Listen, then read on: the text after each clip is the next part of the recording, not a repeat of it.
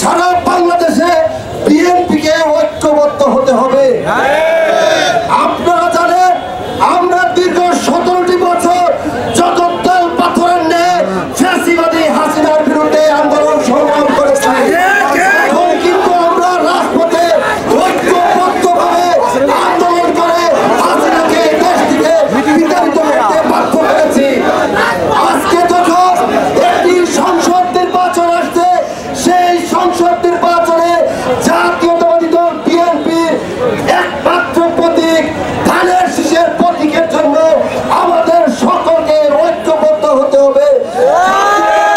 BNP যাকেই মনোনয়ন দিবে আমরা তার জন্য ধানের শীষের প্রতীকে ইনশাআল্লাহ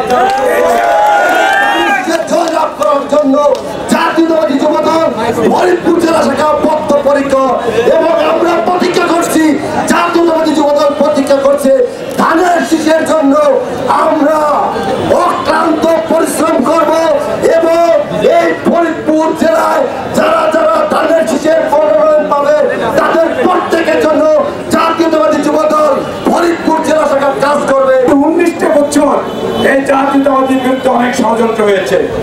শেখ হাসিনার পতন হয়েছে, এখনো কিন্তু ষড়যন্ত্র থামে থাকেনি।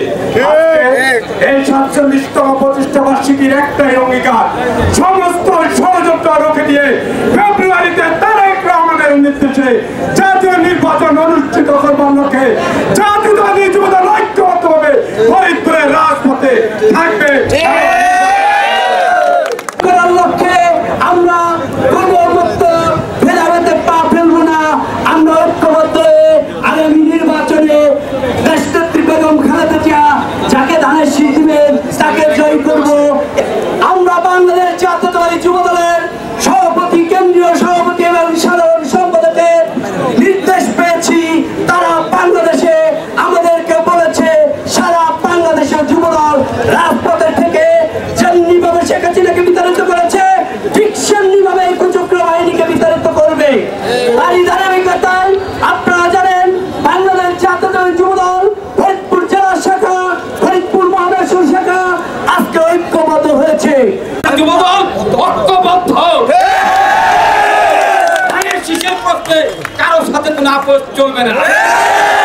17টি বছরের লড়াই সংগ্রামের একটাই প্রতিজ্ঞা, আগামী ফেব্রুয়ারিতে যে নির্বাচন, সেই নির্বাচনে বিএনপি ধানের শীষকে বিজয় করা।